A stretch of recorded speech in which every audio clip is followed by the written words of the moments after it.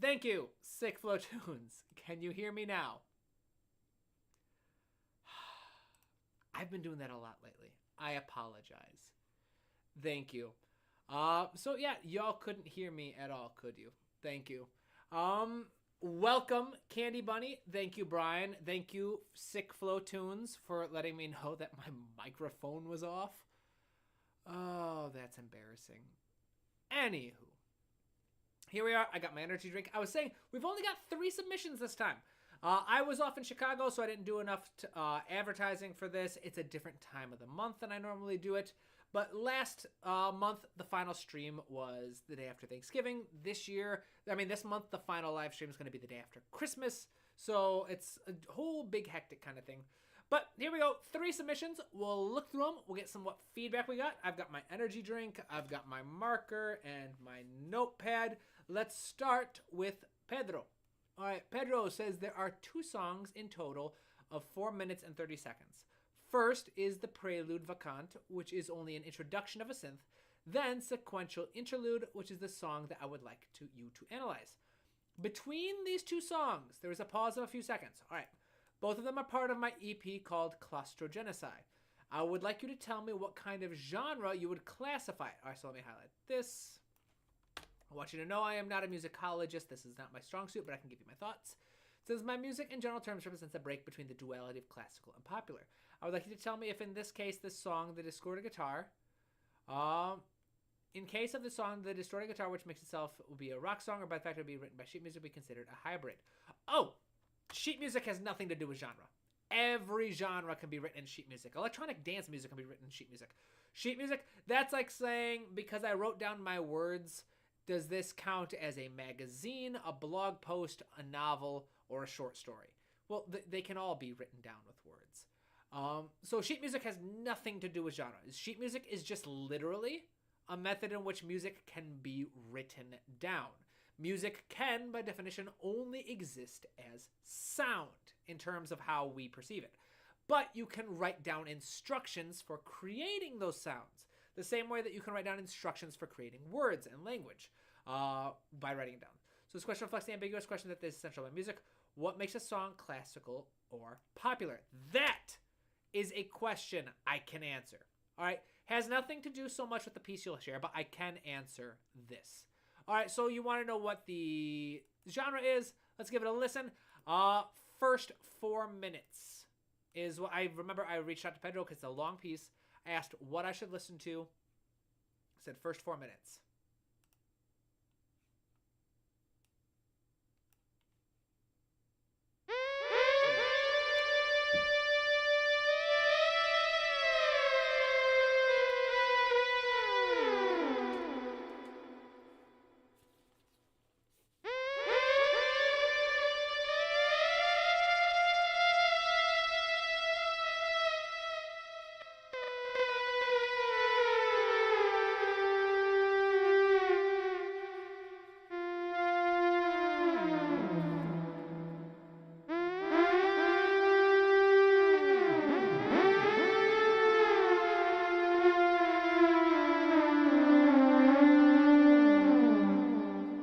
The effect this is having.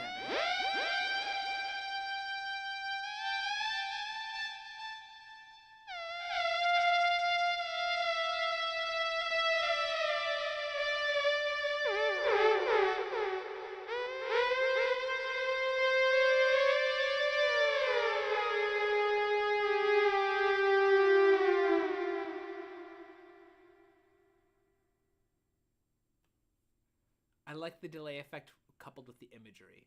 It was very nice. Creates that sense of like a sound coming from a long distance, echoing across the mountains. It works well. All right. So he said there was going to be some silence, and then the next piece would start. We're only listening to the first 4 minutes today. Okay, you could probably do with a bit less silence between. Say like 5 seconds maximum would be good enough.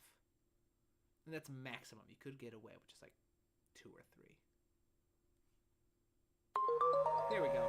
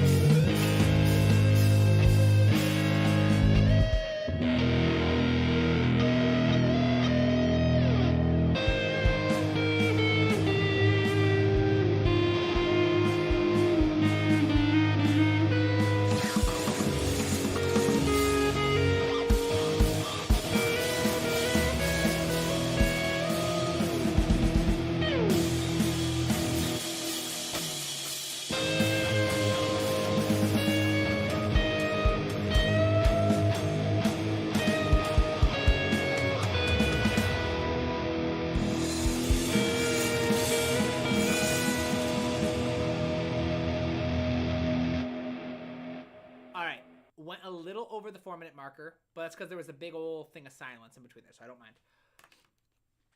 Okay, first, I know this isn't what you asked, but I want to make a couple quick notes on things I liked. Why is my microphone so far away from me? I'm realizing it now. I'm going to have to get closer. Sorry. So first off, you do a lot of really interesting things with the sound design here. In particular, the imagery is very apt. And you know what? No, I'm sorry. This is going to bother me. Give me a second, guys. I'm going to mute just for a moment. I'm going to bring my mic closer to me.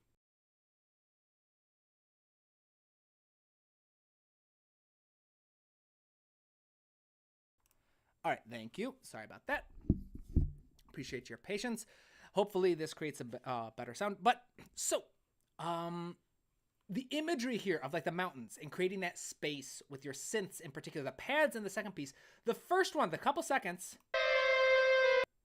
that has a very beautiful sound. And what creates this perception of being in a big open space is actually not what a lot of people think of. There are two effects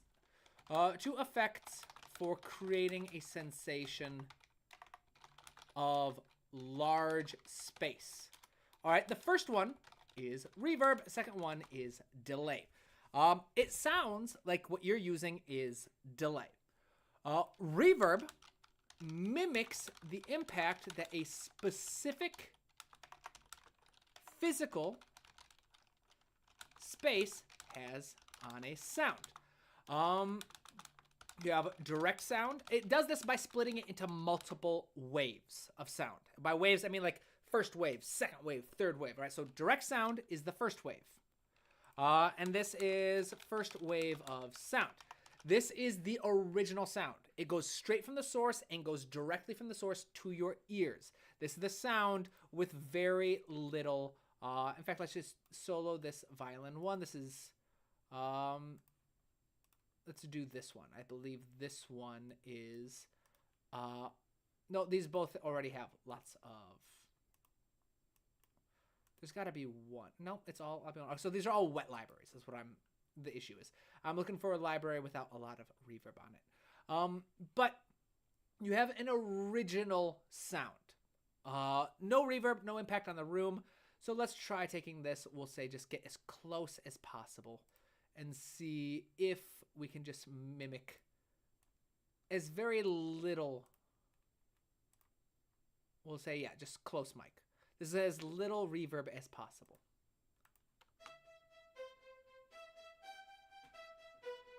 So that's the first wave, is the sound that goes directly from the violins to your ears. So then the second wave are what's called early reflections.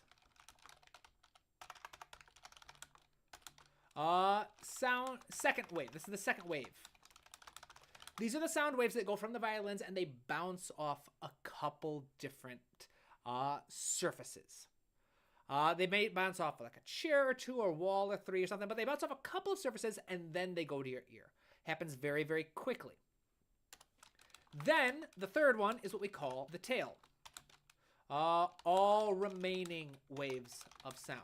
These are the waves of sound, the sound waves that bounce off a bunch of resources. They bounce off of other sound waves until eventually it just becomes a general wash of sound. So if we apply a reverb plugin to this, and we say,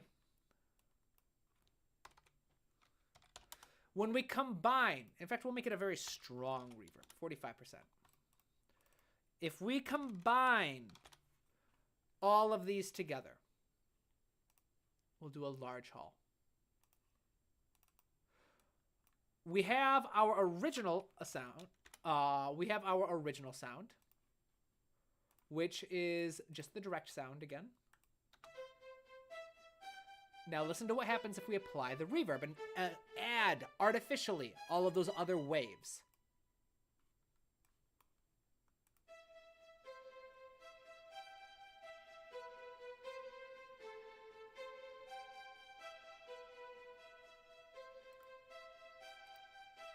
And we can turn it off. Direct sound. All the other waves thrown in.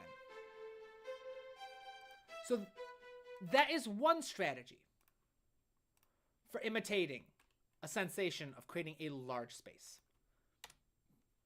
But another strategy, which is the one you use, and it's very often used to create like a sensation of like mountainous areas or large caverns, just things that are so much larger than just a simple room, creates distinct echoes. So if we were to take this, delay doesn't create an impact of let's do a mono delay just to keep it simple. It doesn't imitate the impact of a specific room. What it does is it just creates distinct echoes. So if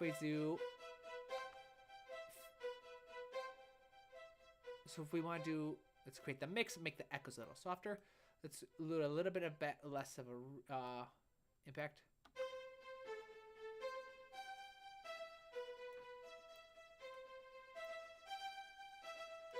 And create a slower, make the echoes appear slower.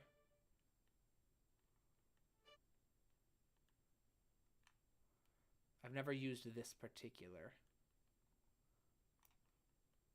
delay.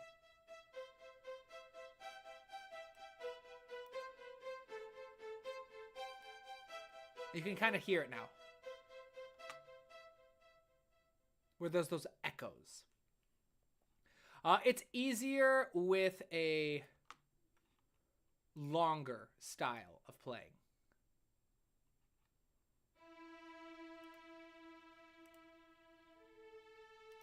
Let's move this down here.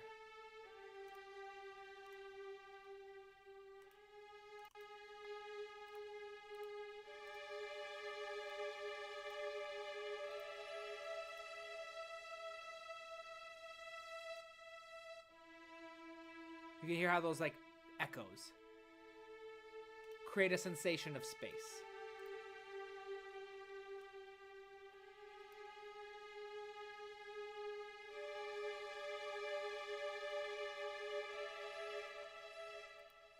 And there's a lot of stuff you can do with that. So anyway, that's going too deep into that. I was just admiring your use of delay. For those of you who want to know, delay has a number of pretty standard controls. Delay mix equals how loud the echoes are. Feedback equals how many echoes there are. And rate equals how quickly the echoes are played. Feedback and rate have the biggest impact in terms of shaping the overall personality of what your delay is, because delay can be used for rhythmic effects. It can be used for like creating a sensation of like doubling if it's a very, very fast and very, very short delay. And then it can also create feelings of like large distances by having a few echoes that travel along far. Have a lot of space between them. So then the mix is how loud the echoes are compared to the original sound, and you ideally want them to get a little softer as it goes on. But that's neither here nor there. That is not what you asked for. And here we go. You asked, what kind of genre would you classify this music as? I have no idea. What I can offer is you seem to be a little confused as to classical versus popular. You say that it's written in sheet music, so would it be considered a hybrid classical? That has nothing to do with classical. Classical can mean a couple different things. Classical can refer to a very specific period of time, largely in the 1700s or the 18th century.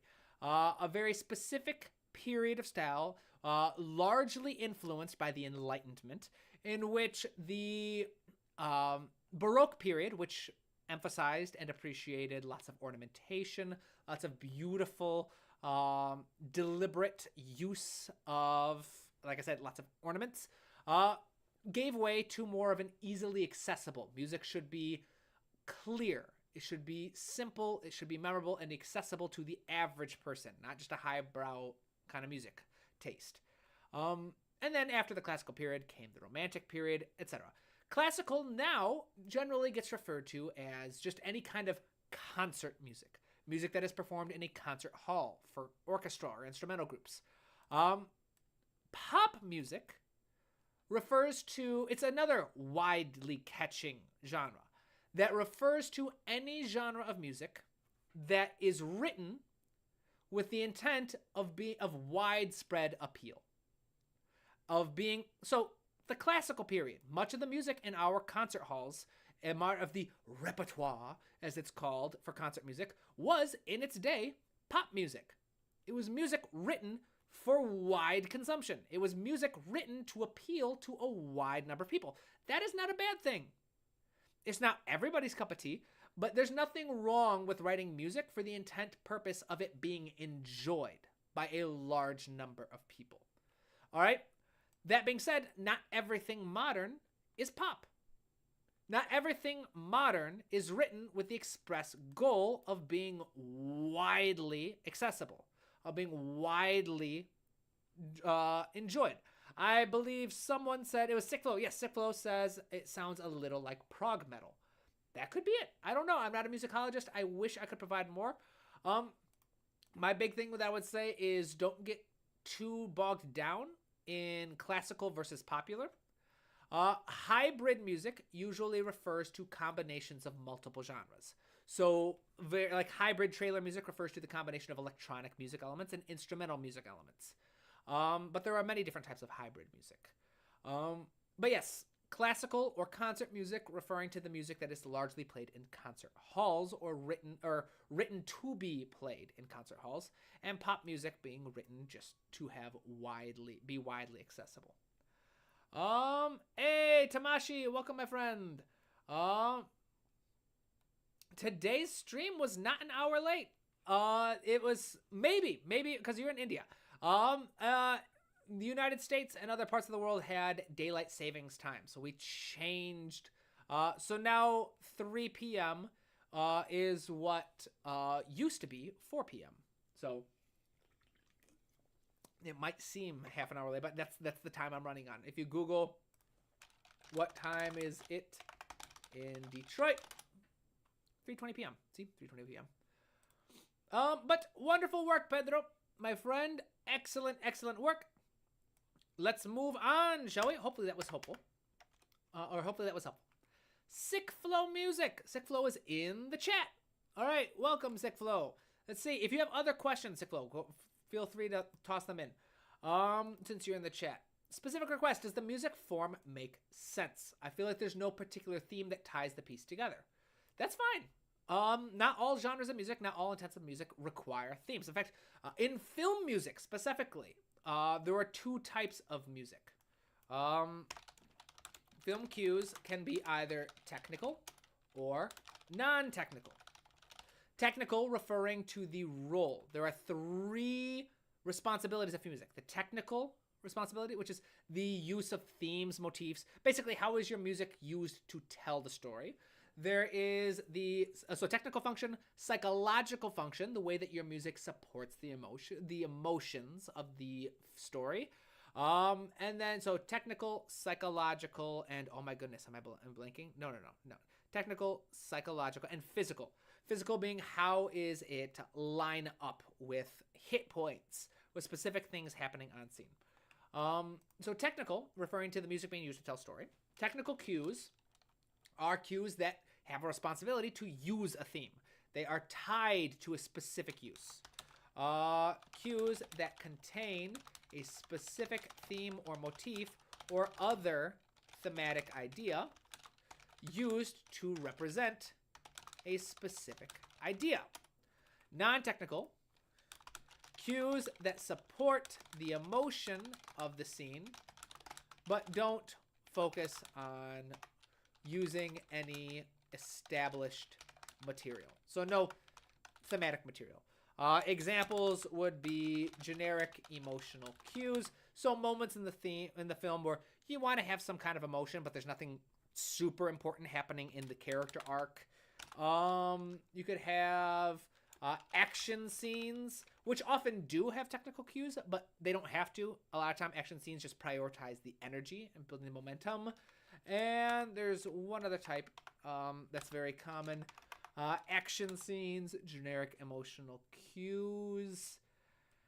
And I'm blanking because it is very warm. I forgot to turn my ceiling fan on. Action scenes, generic emotional cues, and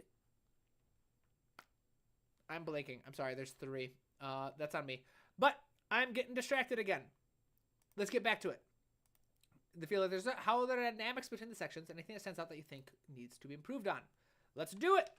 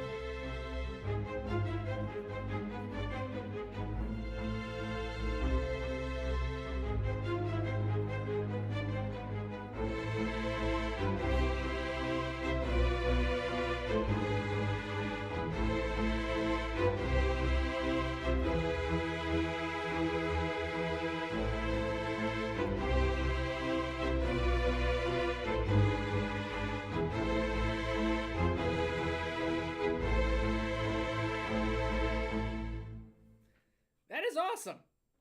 Fantastic, my friend. Let me make sure. Okay, yes, that's just so we're good. Wonderful, wonderful work. I think the structure works fine. I think your thematic ideas are good. Right now, the biggest thing you can do to improve it is actually what this live stream covered. That is the use of making your libraries sound much, much more realistic. So if we zoom in here a little bit, we're going to see, and I covered all this in a live stream, so we're going to do a very quick recap. Here is the original idea.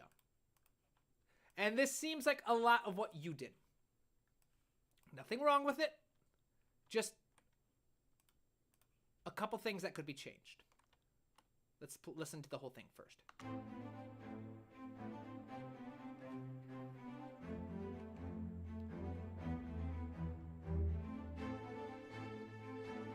It sounds decent. Just not very human. Sounds very computerized.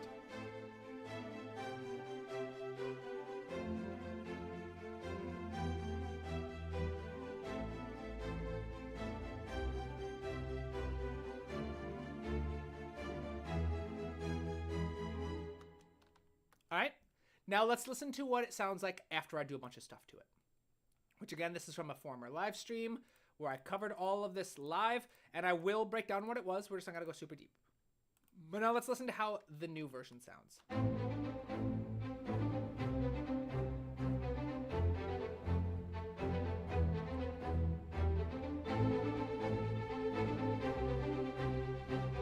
Much better.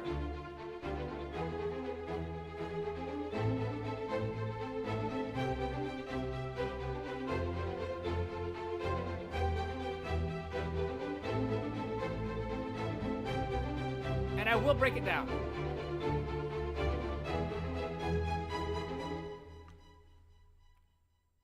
That's right. This one has delay on it from earlier. Couple things. The 2 biggest ones. Right now, the biggest one you can do comes down to this. Something called velocity. Look how clean everything looks. How constant and robotic and symmetrical everything is. If we take these, in comparison, look how much more chaotic this is. Less uniform, no straight lines, no constants. So velocity refers to how hard your finger is hitting that keyboard. All right? And it doesn't have to be done with a keyboard. Velocity is something called a continuous controller. It's a form of MIDI data that tells your computer how to play this note. So, for example, if we have, let's isolate this. Let's take our bass line. Actually, let's just do these first 2 bars. Listen to how every note in the bass line sounds identical, played with identical force, because they all have identical velocity. Every note is being played with the exact amount of force. Gotta unmute that.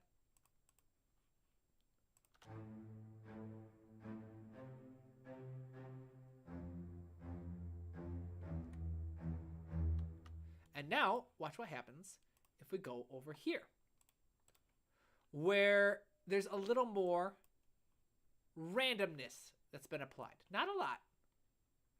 Some. Wow, really not a lot. Did I forget to apply it to this one? I think I might have forgotten to apply it to this one. No, guys. So what we'll do is this one, we're going to go MIDI, Logic Editor, Functions, apply preset, actually.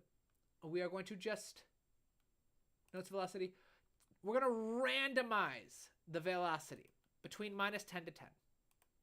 Normally, I'd say -5 to 5. And all it's going to do is it's going to take those velocity things, it's going to change it around a little bit, make it more human. Alternatively, you could just record it yourself.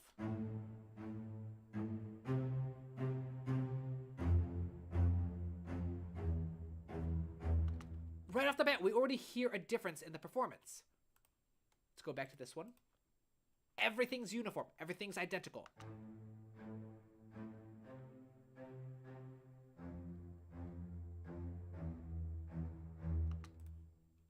Back to this one. Some notes are stronger. Some are softer.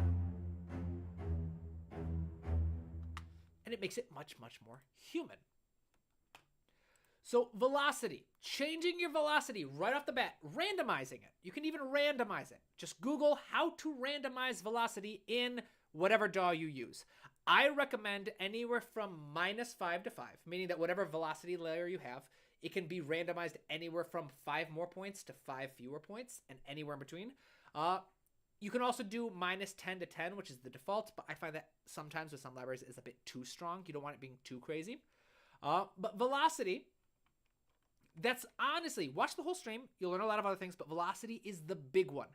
Right now, your piece is very lovely. It's very beautiful. But if someone has been listening to a lot of music, they can hear that it sounds computer. It sounds digital. It sounds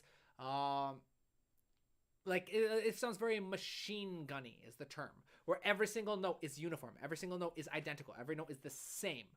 And you can just add a little more randomness to the velocity, and you get significantly more bang for your buck. Just by having that little randomness tossed in.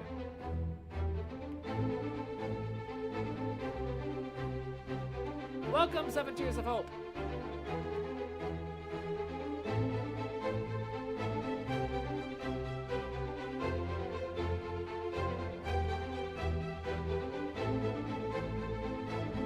And we'll call it there. But yeah. There are a bunch of other things I did. I added panning as well. If you listen, this is something that depends on the libraries you're using, but if you listen to this one, this is all just one library, Albion 1. And so if you've got headphones on, you'll see how everything sounds very centered. If you start playing like this, no change in sound. The sound coming to the left and right ears are exactly the same. Now, if you listen to the rest of these have all been panned. The instruments have been given, like the violins sit on that part of the stage. The cello sit on that part of the stage. So it's all been panned. And so if you do the same thing, you hear how it sounds wider. This ear has more of a heavy sound because it's most of the lower instruments. This one has a lighter one because it's mostly the violins. There's a bit of each, but each ear favors a little bit more. You can see how I used the panning over here to do that. So again, check out that stream. It'll cover a lot of it. All right. So wonderful. Glad that could help. Oh yeah, additional to said, I want to say thank you for putting so much time into helping the composition community grow bigger. I learned a lot from this channel. I always wanted to submit my music for feedback. This is my 5th original composition, and I like to think it's one of the best I have done so far, but I always feel like there is something missing compositionally. Wonderful. Thank you so much for sharing. Yes, this is a very good piece, very strong. Like I said, right now, you can work on just increasing the lifelikeliness a little bit. That being said, I am hopefully creating a brand new class exactly on that topic. We are currently doing a fundraiser for the Academy, which is where I put free classes. Anyone that wants to sign up for these classes, completely free of charge. However, the classes are unfortunately not free to make. I have to pay fees to get these classes on my website. I have to pay a monthly fee to host them. I have to pay to to have the time to spend on all this stuff because I still have bills. So we're raising money. Thank you so much to donors. The first 2 months of the fundraiser were a success. The mixing class is being uploaded as we speak. One video a week on YouTube, and then once all the videos are up, I think it's like 6 weeks, 6 videos. The entire class will be uploaded to the here with additional resources. I am also currently putting together the free notation music, so reading and writing music, sheet music, so you can write your own sheet music. Right now, we are raising money towards the third and final milestone, which is a class all about making realistic performances with sound libraries, creating realistic MIDI mockups. Was that considered? So all purchases on the website go to help contribute this. You can also do support with directly with donation tiers. Anything is helpful. So thank you, my friends. There's that. But let's get to the final submission. It's going to be a short stream from SVVW Music. Specific request. Is this interesting? I'm at the level where I can compose feelings and emotions and scenes. I composed and arranged this all by myself. Awesome. Wonderful. Additional notes. I am a self-taught music producer and sound engineer and composer. Good for you. I can't really read music sheets or write music sheets, and I've never played a real instrument or had music courses. This is awesome. This is what I love. This is why I do what I do. Because for so many years, the ability to read and write sheet music, while an incredibly useful skill, and I do recommend it, and that's why I'm making a class all about it, and the ability to play a real-life instrument for years, for generations, for centuries, have been the limiting factors. They are no longer limiting factors. All that's left is the knowledge and ability to write with computers. And so that's what I'm trying to help. That's what I do this for. So this is awesome that you are teaching yourself. I want music, I want composing to be a hobby available to people who have otherwise never had any exposure to performing music. Let's see. Over here, happy to help, Sick Flow. 7 Tears of Hope. Share your Christmas check. It's the deadline. So send it my way. 7 Tears of Hope, send me your Christmas track. I won't put it on the live stream, just unfortunately, because the rules have to be followed. But send it to me, and I'll share my thoughts over email. Sound good? Let's do the very last one.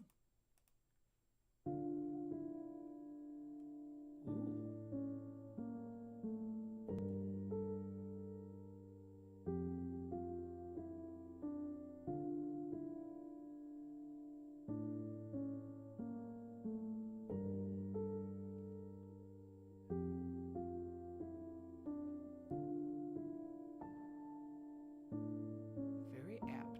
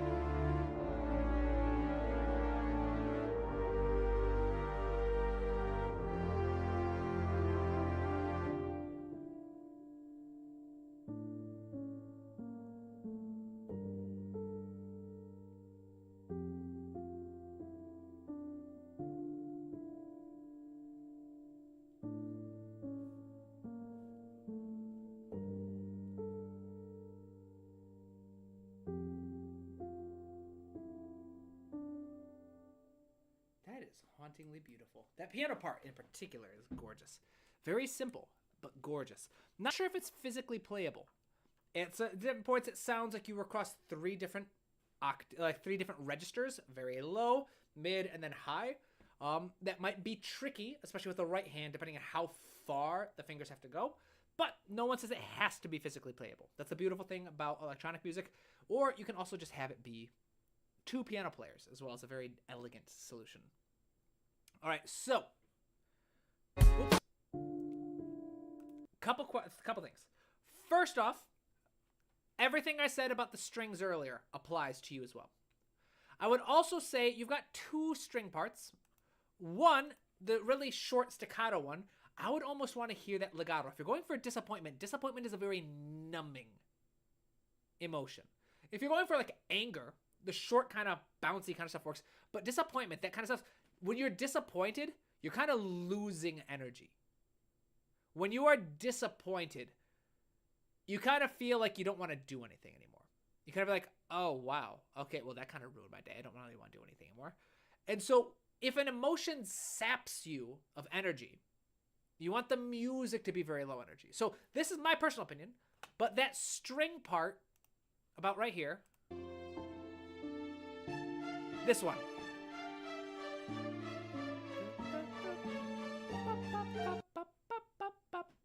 I would go like, la, da, da, da, da, da, da, da. Make it very legato, very slurred, the notes running into each other because they're dragging their feet. When you're disappointed, you drag your feet, stuff like that. The secret to portraying emotions in music is to just simply find ways to describe your emotion with the music. If you want an actual video, I've talked about this so many times. It's what I'm best at. It's what I get hired for routinely. Intro to mixing class is out, people. Check it out.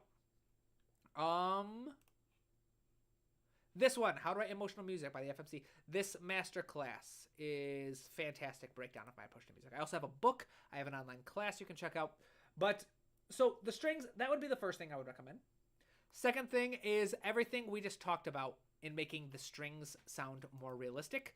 That would apply for you as well. That could be a great way to get more of a human aspect of this. Now we get to the big one. Your transitions. Where is it? There's a moment where you transition using silence. Right here. No, it's coming up. Where is it?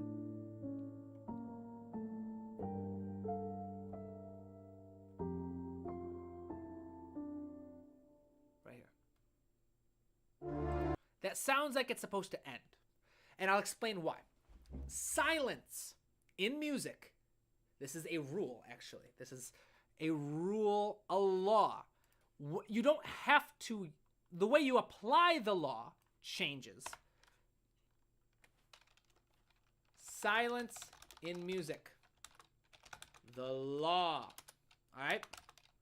Silence will carry the same amount of energy that can be found in the music immediately preceding it. This is why most songs end by most pop songs will end preceding, not preceding, immediately before it. I can't spell. So lots of pop songs and albums will fade to silence. They are gradually reducing energy in the music so that when you reach the silence, it feels, okay, that's good. Have you ever been to a concert or seen a recording where there's a moment of silence and people start clapping too soon and the music keeps going and it's a little awkward? It's because the silence had very low energy. Immediately before the silence, you have a very soft, quiet piano.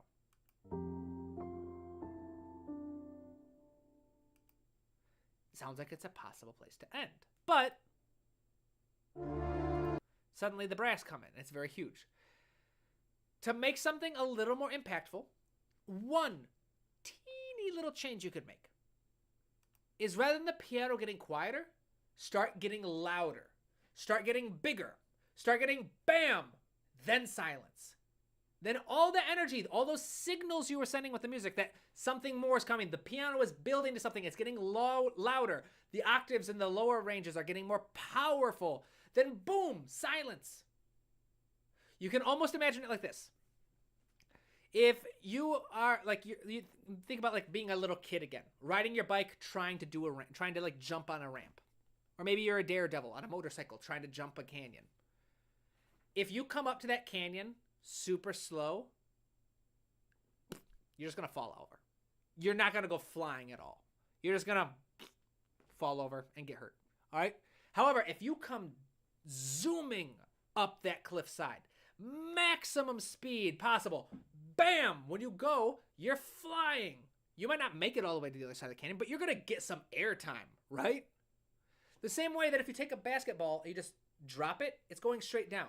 But if you chuck that little bugger, it's going to go flying.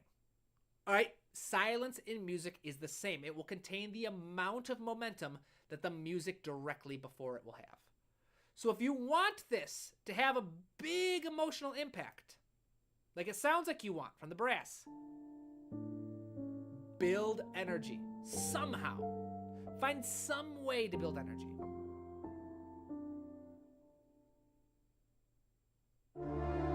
Then you'll have that huge impact. Then there's another one like down here. Where is it? Where is it?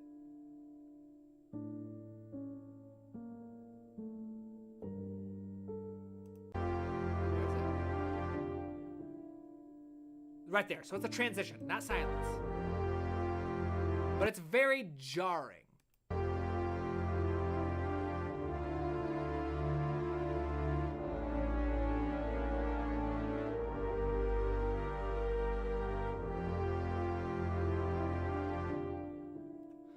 If you want to be jarring, cool, good job. But if you want to be smooth, again, you have to find a way to come down. Now, this is not silence. This has to do with transitions. Transitions, creating smooth transitions. Identify where you are starting. What kind of size, energy, / layers are being used. Here, you've got lots of brass, lots of big, huge size, lots of different layers. Identify where you want to end up. You want to go from this big brass thing with lots of energy and lots of size to this very intimate piano thing. If you want to create a smooth transition, step number 3, how long your transition will be. So you say like, all right, transition, big brass thing, starts at like measure 44. I want to be done and in my new piano thing by measure 48. I have 4 bars to handle this. All right. Come up with a strategy to gradually shift various elements like rhythmic subdivisions. So how fast are your notes? Instrument type, harmony, etc. Anything that needs to change. Anything what the differences are.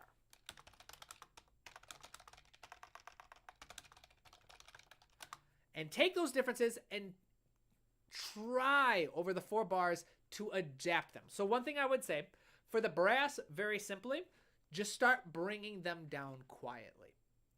Bring them down, get them softer, quieter, start removing a couple of the brass instruments gradually in this bar. Get rid of the trumpets, this one get rid of the trombones, whatever, until finally it feels like a natural, smooth transition back into the trumpet. But that's literally all smooth transitions are. Smooth transitions are, where am I starting? Where do I want to end up? What needs to change? And how do I change that gradually instead of wham, all at once?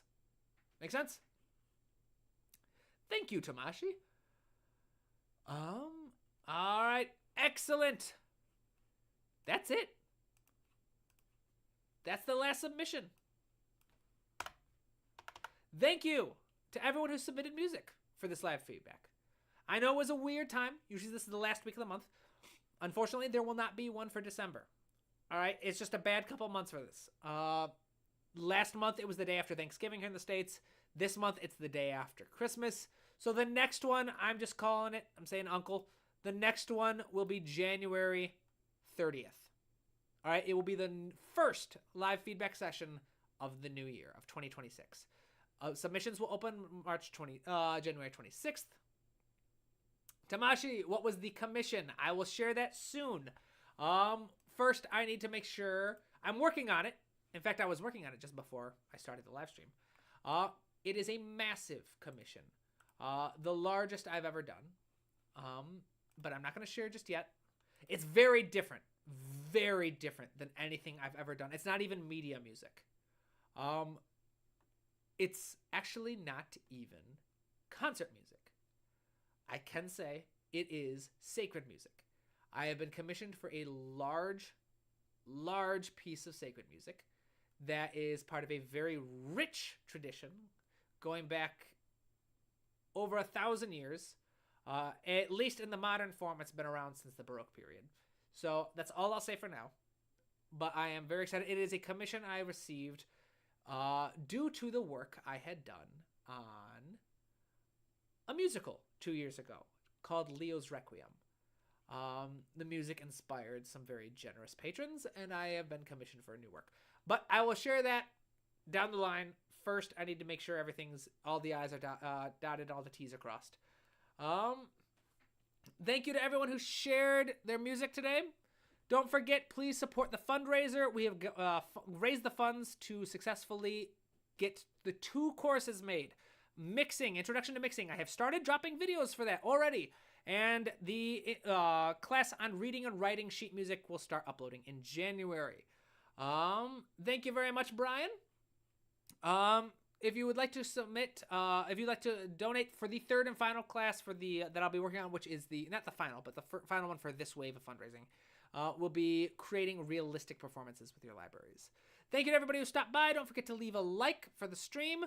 I hope you all have a wonderful weekend. I will see you on Friday. Friday, I have a fun challenge for the live stream. One of my private students has sent me a piece and has asked to see what I could do with it. So next Friday, I will be taking an arrangement, making some adjustments to it to make it feel more like something I would like to work with, and then I will be making it sound more realistic. Don't know if I'll get through the entire thing in one live stream, but we'll have some fun with it. All right. Hope you all have a wonderful weekend. Thank you for stopping by. I will see you all very soon. Bye-bye.